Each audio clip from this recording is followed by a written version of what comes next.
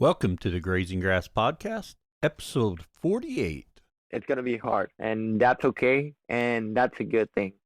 You're listening to the Grazing Grass Podcast, helping grass farmers learn from grass farmers. And every episode features a grass farmer and their operation. I'm your host, Cal Hardage. On today's episode, we have Christian Carreon from Mexico. Christian talks about his journey to regenerative agriculture, some mistakes he's made along the way, and what he's learned. I think a lot of his mistakes you can relate to because we all make them. Before we talk to Christian, 10 minutes about my farm. Today, we are forecast to have rain, and when you're listening to this, it should be a little drier, but still kind of cool. Temperatures in the high mid 50s on Fahrenheit. Love for that to get a little bit warmer, but I'm enjoying the journey. The green grass is really starting to green up and jump up. Let's talk to Christian. Christian, we want to welcome you to the Grazing Grass Podcast. We're glad you're here today. Hey, Cal, I'm glad to be here. Thanks for inviting me. Christian, can you tell us a little bit about yourself and your operation? You know, the ranch started with my grandpa. He was a big-time rancher in the 70s, around the 70s, with him and his dad. And due to financial trouble and management of money, he started selling all the cattle. And there was a big part of a lot of years where there was no cattle in the ranch. And this is important because there's a loss of connection between me and cattle for about all of my life until 5 years ago. So we're not per se a generational farm or ranch, but the ranch has been in the family for about 3 generations right now. So after 15 or 20 years, when my grandpa sold all his cattle, my parents bought the ranch from him and started their cattle business as a side business or a hobby or something like that. And they weren't 100% invested in that. They have a wholesale store, a big wholesale store here in Chihuahua.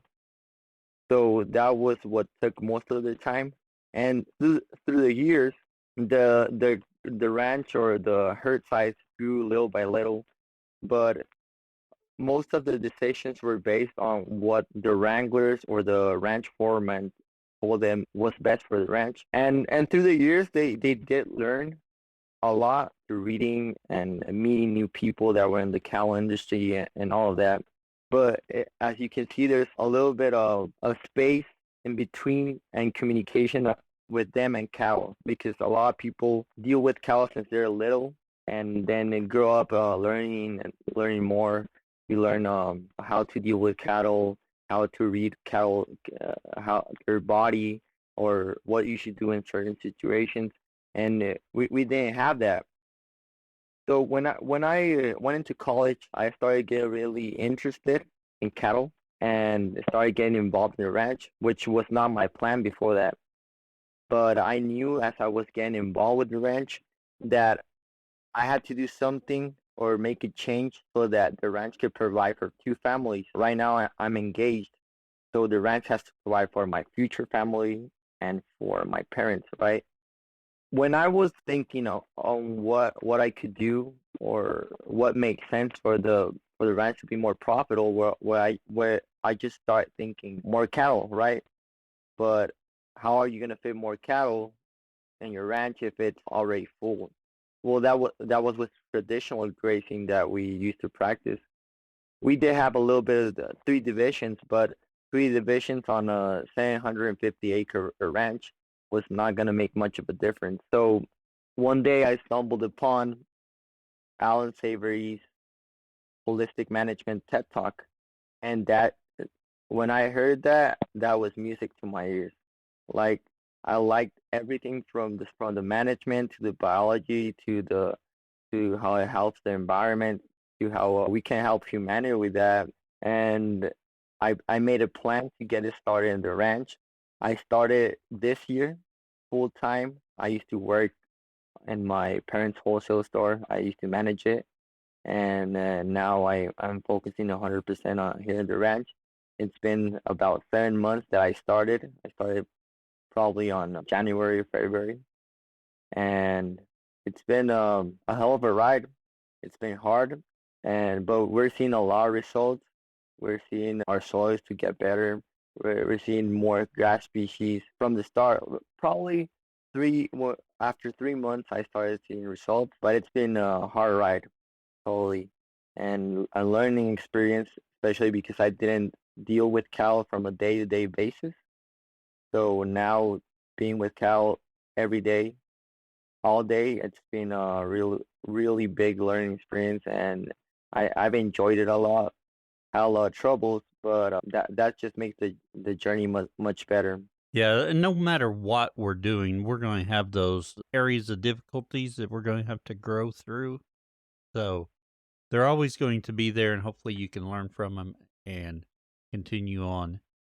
So it was about 5 years ago when you saw the TED Talk by Alan Savory. No, it was probably 3 years ago. I don't know if the right word is life changing, but around that time, probably was like 2015 or something like that, or 20 around those years. I was in a big dilemma because I was really into cattle, but at the same time, it was when all the cattle accusations, the methane emissions, and pollution that it brought to the table, that it got me a really bit, really confused with that, because I didn't want to affect the world in a negative way, and at the same time, I was in love with the cattle business, and I wanted to get into it. So when I see how I could affect both carbon sequestration, covering soil health, all that, how it could affect possibly our world and create a better environment, I was really into it. So it was like everything since I saw that TED Talk, everything changed for me because everything made sense, like from the point of management and how it helped the soil and the earth and how cows used to, well, no, not cattle, but how, what they call the how bison, all that used to graze before. It made a lot of sense to me, and how it worked, and how it's the natural thing to do. So as soon as I heard that, I started, because before this, I've never heard, before the TikTok, I have never heard anything about regenerative grazing or holistic management or anything like that. So when I hear the tech talk, I got really invested in it. I started watching videos, reading. I got down to all the Ray Archuleta videos, Gabe Brown's book, Greg Judy, all of that, Jim Elizondo too, and I stumbled upon your podcast too, and I started hearing all your podcasts and looking for more podcasts, more information. I just wanted to get every bit of information so that when I started, uh, I knew what to do. When I started, I realized I didn't know what to do, and then I needed the experience for that, and the experience has given me that extra bit of knowledge and that edge to apply everything to the ranch. I think that's a very similar journey to a lot of people. Whatever that hook is that opens our eyes to the possibilities, and then we start down that path of learning, and then we get started. And that's always a big thing, getting started. And you learn so much once you start that you can't learn from books, but those books are invaluable for your growth and continued growth. Before we talk a little bit more about how you got started, let's talk about where you're located and what you're running there, and then we will jump back and talk about how you got started. I'm in Chihuahua, in the Chihuahua desert grasslands. Right now, it's not much of a grassland because of all the degradation or the certification, Right. but we're getting there. And it's municipality called Galeana. It's in the middle of Chihuahua. Okay, and for our listeners, where on the map of Mexico would that be? Chihuahua's right next to El Paso. So it's just south of El Paso in that area? Yes, it's next to it. So even though we're like 3 hours away from El Paso, it's a total different environment. El Paso's a desert for the most part, a lot of sand, and over here, well, there used to be grasslands, and well, there's some reservations, some grassland reservations over here, but most of where people have cattle or graze, it's desertifying, and that's obvious consequence from traditional grazing, and you can really see it how different a ranch is just by watching what the operation next to it is doing. How if they're doing a little bit of more, how the land can be a lot different. So when you see what we're doing in operation and see the ranch next to it, you could bet there were two different places and two different locations. That's the wonder of doing a correct management or a, or a better management, right? About how much is your annual precipitation? It's about around 12 inches of rain, probably a little bit more, but almost nothing. Well, compared to a lot of people, right? Oh, yes. Yes, it is. And have you been in your area been in a drought for quite a while? Yes, what I've been seeing that's been happening is that the rains are taking a little bit more to start.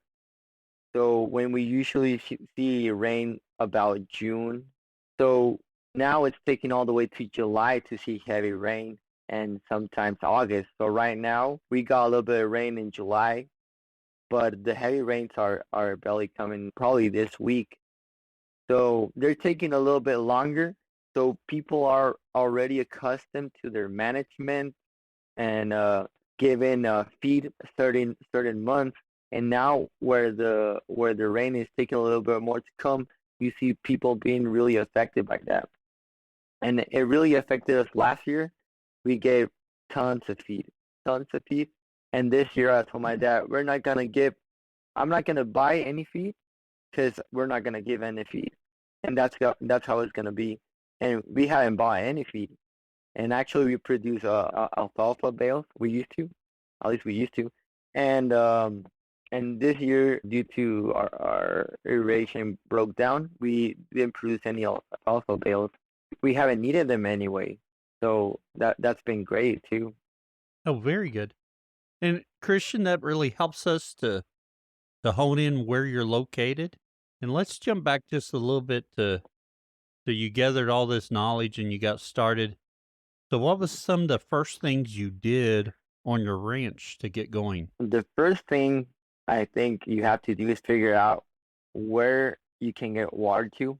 And I say you think you got to figure it out because I didn't realize that until I had my cow rounded up in the electrical fence. So the first thing I did, I rounded him up. I actually rounded up steers that we were gonna export. I was like, okay, I have him in. Let's take water to it. Let's get them some water. Cause I thought it was gonna be a piece of cake. I thought I was gonna get that done in an hour, and 1 hour passed, 2 hour passed, 3 hour passed, and I couldn't get water to them because my hose wasn't big enough and the pressure wasn't enough. And all of those little details that you don't know until you start doing that, I found out in that second. It was really hard because in my mind that was gonna be the easy part. I was gonna get in water. How easy can it be? How hard can it be get some water to your cow, right? And I couldn't do it. My hose wasn't big enough. I ended up letting my cow loose so they can go to the main wire trot. I've had to use more than 2,000 meters of a 2-inch hose, and I haven't even covered half of the ranch. So that takes a big toll on your pocket, and I'm doing that because I do most of the things by myself. So you don't see that when you're starting, and it takes a big toll on your mind because you're like, what is going on? Why won't water get over here? Why isn't there enough pressure? That's one of the things that I have learned throughout this journey of how water works, how water travels, especially in a big area, because it is a decently big ranch, especially for one person to handle all by himself. And after that is getting your electrical fences right. Because if you don't get them right, you're gonna have trouble. You're gonna have cow all over your ranch. And this comes for someone that had to round up his cow more than 50 times, probably close to 80 times. When I was getting near where my cow were grazing, I started getting nervous every day because probably 90% of the time they were out when I was starting. And it was the little details that I was missing. And I have this quote on my phone that I put it on my screensaver because that's what helped me figure out a lot of stuff. And it says insanity, doing the same thing over and over again and expecting different results. Because that's what happened with me. My cow will take down the fence. I would round them up, put it in, and put the fence exactly as it was. And I said this time it's gonna be different, and this time it's gonna be different. But I was doing the same exact thing. So how was a different result supposed to happen? So that's really important, taking those little details. But once you get your water, you figure out that where you can get water easily, and your fences, you get them right, how to do them right, more than half the battle. Because now my cow, I won't even turn on my chargers, and they won't get near that fence. Now I have trouble getting there over this fence. If I ever lift my line, my poly braid, they won't go near it. I think that's the best scenario of the two things that can happen. Or they get out, or they respect it a lot. So I rather them respect it a lot than me having to round up my cow every day. You bring up two excellent points there that let's dive in a little bit deeper. So water's so vital to what you're doing, and water's difficult. Well, water's easy in some ways to move it, but to move enough volume for the number of your cows you have, that's a whole new dynamic there to get it to where you want it. And a lot of times when we're looking at land and then we're planning paddocks or how we're going to move them, water dictates so much of that. Yes. So, what did you do to get water closer to your cows so that it's not so much work for you? The lack of connection between me and cow, that was one of the points that I had to learn is how much water cows drink.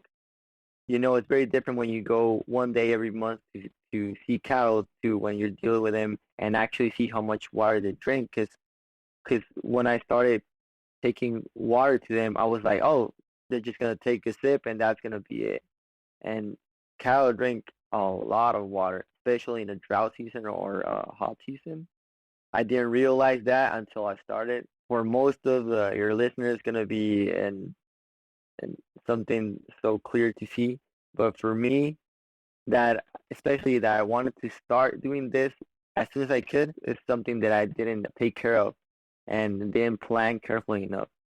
I did a little bit of research on my ranch to see where my highest elevation was and where my lower elevations were.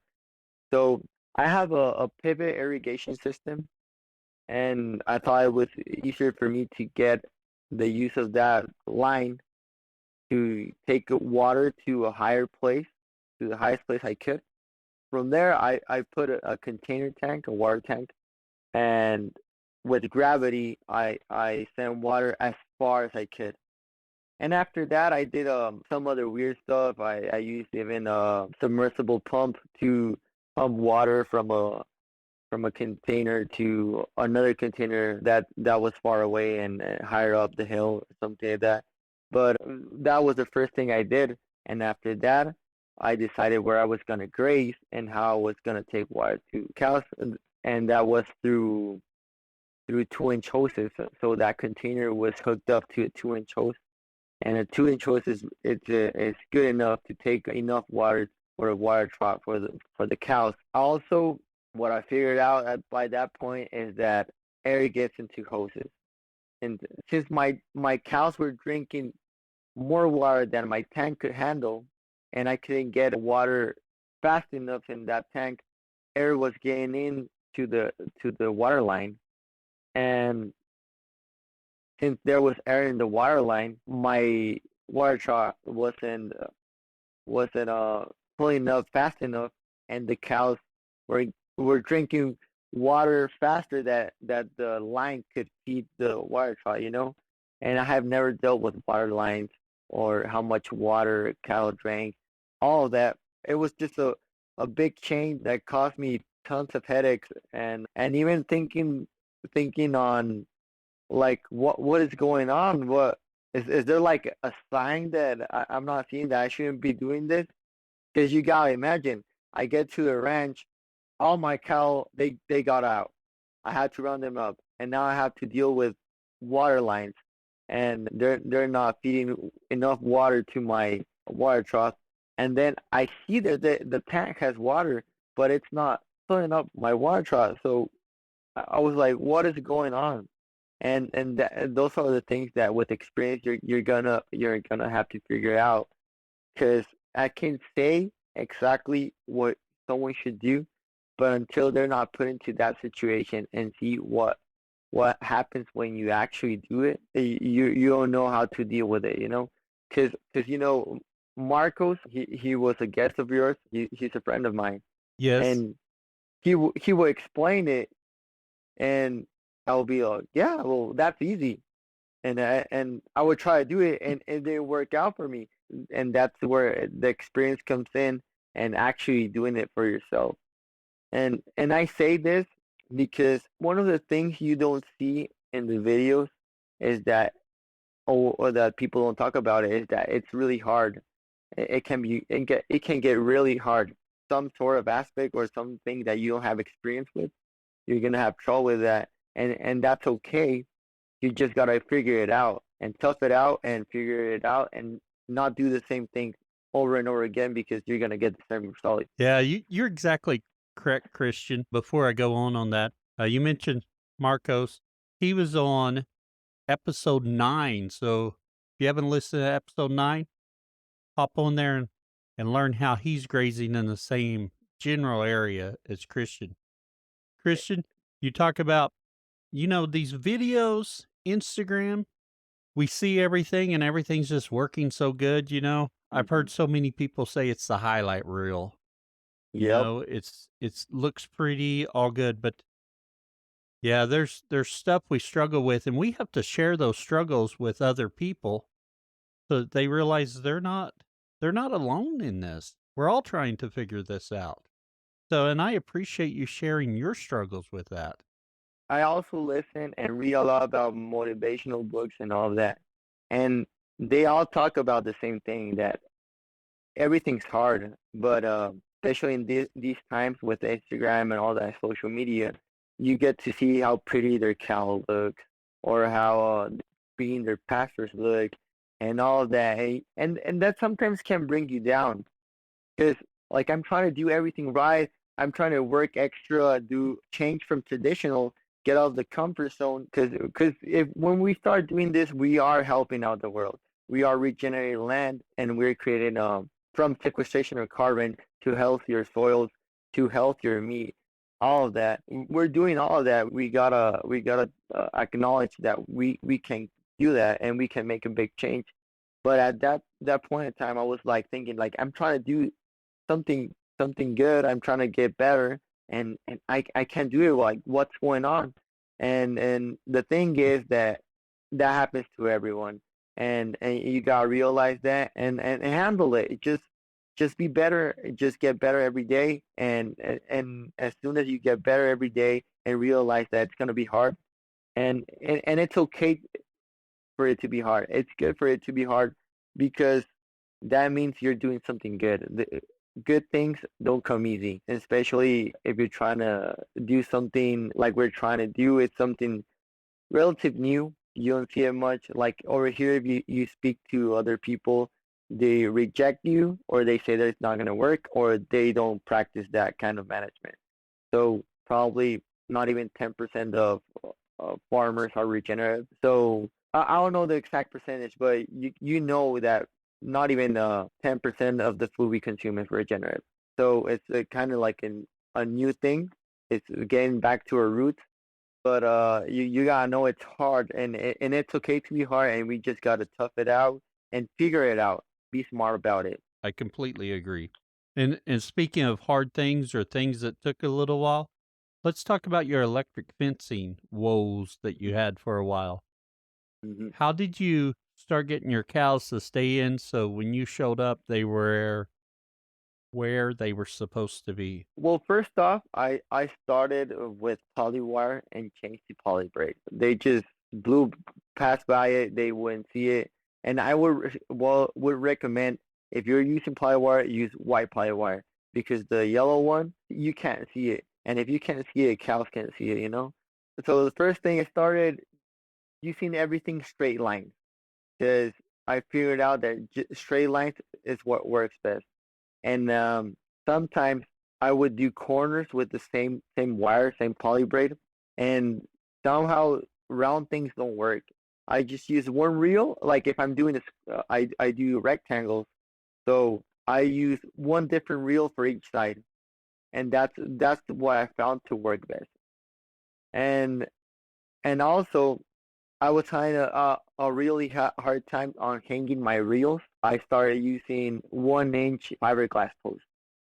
I changed everything to fiberglass posts because I when I started out I used the rods, the 3/8 rods, and I used to use insulators with it. One of the bad things about insulators is that you get that friction with your wire, and it helps it pop once you get a little bit of pressure.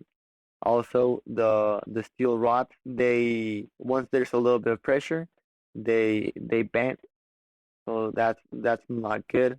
Your poly wire is gonna start flipping out. Another problem you can experience with that is that your wire touches your steel rod and you get a ground. Your wire gets grounded, and when you're starting, it's really important that your cows get shocked. And like I said before, now I only need to turn on my charger, and they're gonna respect that line. So that's really important for me. I changed my steel rods to 3/8 fiberglass rods. I found out that you don't need more than that 4 feet of 4 feet tall ones because at first I bought 6 feet tall ones and I ended up cutting them out. Oh, yes. I started using the yellow Kenco ones, and I don't want to say anything against Kenco, but they break really easily. So I started using Power Flex fiberglass rods. They're gray. I found out they're really resistant, so they're flexible. They won't bend like a steel rod. Imagine I'm all excited because I ordered my fiberglass rods and I ordered my new poly braid because I used to use poly wire, and I ordered my reels because before my reels, my geared reels, I used to use those like extension cord reels. You know the orange ones you use for the extension cords. I used to work with those, and that was not easy. I imagine trying to pick up 200 meters of poly wire with an extension cord reel. That's no easy job. Oh, no, it wouldn't be. And as soon as they get in, I figured out your fiberglass rods don't come with the clips.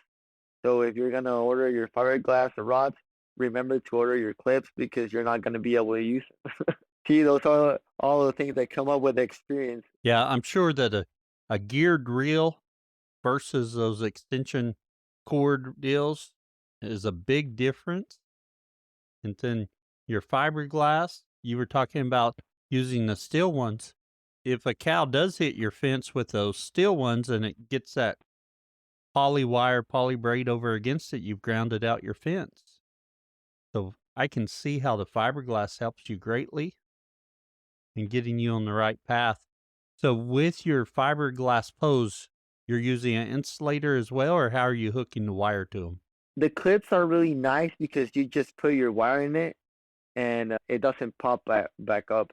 By you doing it with your hand, you can easily get it out, but with pressure, it doesn't pop out or anything because with the insulators, sometimes you'll get that poly braid or that wire that you used to just pop out of it, or even if you get pressure from cows, you're gonna see your insulator flying 10 feet over you. So Oy. Another bad thing about insulators, and the clip holds on really tight to your fiberglass. So with your fiberglass, the most essential thing, in my view, is that the first thing you need to do is lay out your poly braid or your wire, whatever you use, do it in a straight line, and then after that, put your rods. Because once you put your wire and you put a little bit of pressure, you're gonna see how your fiberglass is gonna start to bend. Very good. Christian, I was trying to pull up here. I pulled up the Powerflex website. Are you using the SunGuard fiberglass pole? Yeah, those ones are the ones I use. I think 4 feet are enough. I have big frame cow. I use a Brangus breed, so they're kind of big, and I found out that 4 feet are enough. Oh, yeah. And you bring up a interesting topic there. For your cattle, you're using Brengus cattle? Yes.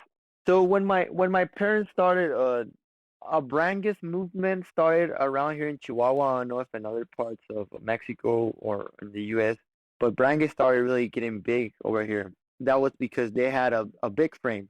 So Brangus is 3/8 Brahman, which is a breed they use mostly in Latin America, South America, because of its resistance to heat, and it tolerates heat really good, and the parasites, and it's 5/8 Angus.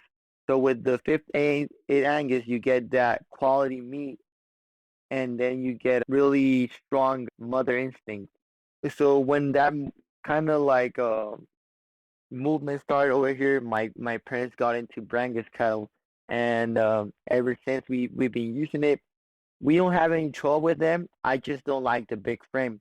So what we started to do is we started to adapt our breed to it having a smaller frame, being shorter cows and more stocky. So what we did was we bought a shorter bulls, and all of the big cows that we have, we started selling them and getting rid of them. So we're currently on the process of adapting our breed and to making it a little bit shorter. And I think around the Brangus community, there's most people are doing that. They're figuring out that a bigger frame consumes more grass, and you only produce one calf as any other cow does. So that from that point, it makes sense to better your breed and make it shorter. I think I see that happening in a lot of breeds, that moderation. But you do bring up a good point that when you're selecting your bulls, you've got to make sure you're finding a bull that fits what you're wanting. Rather, and I know most people in our circle are not show people, but show people's got one list of criteria. You're doing regenerative ag, you've got a different list. A traditional rancher in my area has a different list. So you've got to make sure you get a animal with genetics that's going to work for you. Yes, but I think it's mostly has to do with adaptation. Yes. You can get your cow to adapt, and I know there are certain breeds that will work better on certain areas, and that makes total sense. But even though you get that breed for that certain area, you have to adapt it to whatever you're doing. So it's not just buying that breed that works in your area. It's adapting it to your situation, to your grasses. Because we have another ranch and that's more in La Sierra de Chihuahua, which is mountainous region. So if we take a cow from this region, it's just 30 minutes away, 5 kilometers away of difference.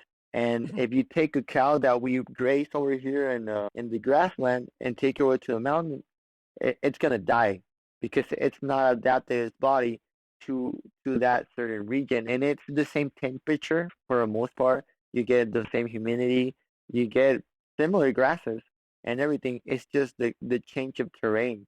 So what we do is we send the heifers over to the mountain when they're at that age where they can adapt, and they adapt their body and they change it completely to the ones that we have over here in the grasslands. You can see it. You can see their legs being way stronger. Their bones and everything toughens up because they have to be up in the mountain, going up to eat and coming down to get water from the river. and all of that. Adaptation and you adapting your cattle for what you want, probably 80% of it.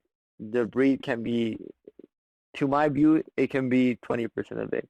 Because I think if someone that really knows well how to ranch well, can get probably most of the breeds that are around here and make them work on a certain area.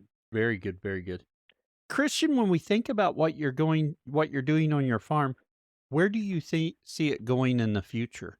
You know, Cal, I'm really ambitious. I have a vision of what I want the ranch to be. Honestly, I see 50,000 head herd. If you ask me what I want, I want to keep growing and you know, we all as regenerate farmers, I think we have to have those kind of visions because that just means that we're helping out the world. As I said before, soil health, carbon sequestration, cleaner air, all the good stuff that comes with the regenerative grazing and regenerative ag. And all we're doing is helping out the environment, our ecosystem, and producing quality food. That's one of my main goals, to keep producing quality food and keep helping out the environment. But we can't do that, and we can't affect the world that much if we stay small. So I'm really ambitious with my dreams. I have a big vision for the future of the ranch, and that's where I want to grow it. And it makes sense that once you get your ranch to be really profitable, for you to start growing. As I said before, last year we bought tons of feed, tons and tons, and this year we haven't used diesel, we haven't used the feed, we haven't used our time to do all those things, and and and that little chain starts getting bigger and bigger, and that's where you see your ranch being more profitable, and then you get to the point where you have to increase your herd size, and then you start going, and then probably you buy another ranch, or probably you start renting out some other properties, and that starts escalating. It's gonna be like a big snowball. I'm big on that, but before that, anything that happens, we gotta work hard and we gotta make things work correctly and focus on the details. Oh, I think that's excellent. You know, for some people, they want to stay the size they are. They want to do what they can do and not continue to grow. And there's certain good things about that, but also there's good things about having an ambitious goal like that. You know, you put it out there and you're heading for it. And the great thing is, even if you don't make it, just think how far you will have gone. So I like your ambitious goal, and I think you'll do great. Like I mentioned before, I listen to a lot of motivational stuff. I listen to a lot of entrepreneurs that are doing it big and are sharing their experiences and everything. And one of them said, if you're not growing, you're dying. That can be a little bit harsh to say, but so if you're not taking over and growing and being better and doing everything to be excellent and grow your business, somebody's gonna take over your spot. We gotta think about it that way too. We gotta fight for what we want. And also one of the problems that I see, Cal, is that most people see their ranch as a lifestyle, which it is, but it's also your business. And so that's why you gotta take the business approach to it, because it is a business. That's where you get your money from. That's where you get your food from and everything. So we gotta see the business side of it too, so that we can survive and so that we can be better every day. Exactly right. If we're not profitable and being successful at the business of our farm will cease to exist. Christian, I've really enjoyed our conversation thus far, but it's time we transition into our famous 4 questions we ask every guest. Same 4 questions we ask everyone, and we kind of stole the idea from the Bigger Pockets podcast. Mhm. And our first question is, what's your favorite grazing grass related book or resource? The holistic management by Alan Savory. It made a lot of things clear for me. I didn't read before this year. I started reading books, and that was one of the ones that I read. And I figured out that there's a lot of information in books that you cannot find in videos. So that one really changed things for me. But I would also recommend Sacred Cow by Dana Rogers. She's a really big advocate on healthy meat, regenerative ranching, and all that, how it affects. And I would really recommend for all of your listeners to look at that book, to read that book, because it explains a lot of things that we don't realize as farmers from the meat and the health point of view. And she has a lot of great info on Instagram and all that. And I really like that book. Oh, very good. I'm trying to think if I think I've heard of the book. I have not read that book. So very good. My wife will be excited. I have another book to read. Yeah, you should really look into that one. She puts all her diagrams that she puts on that are on the book. She puts on Instagram. She dissects them a little bit, and I learned a lot about cattle with that book, especially. Yeah. Oh, great. I will have to look her up on Instagram. And for everyone else, we will put links in our show notes so you'll have access to this information as well. Our second question: what tool could you not live without on your farm? Every time I listen to your podcast, I think to myself, this one tool, and it's my Leatherman knife. So useful for for every situation. I'm actually done that. I probably never heard anyone say that, but it's like you have your knife, you have your pliers, you have your wire cutters, you have your screwdriver, all of that. Very good. I have not.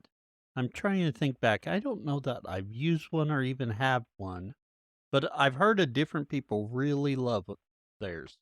There's different brands, but it's the same concept, which you have pliers in your pocket practically, and you have your knife, and you have different sizes of knives and all that. It's probably the tool I use the most in the ranch, or that gets me out of sticky situations. Oh, yes.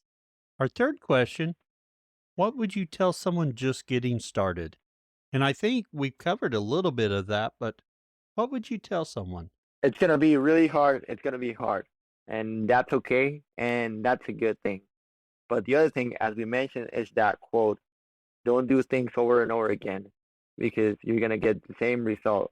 So try to figure out what's the little thing that you're doing wrong, and you're gonna see different results. Very good, Christian. And Christian, where can others find out more about you? I have my Instagram page, 12 Ranch.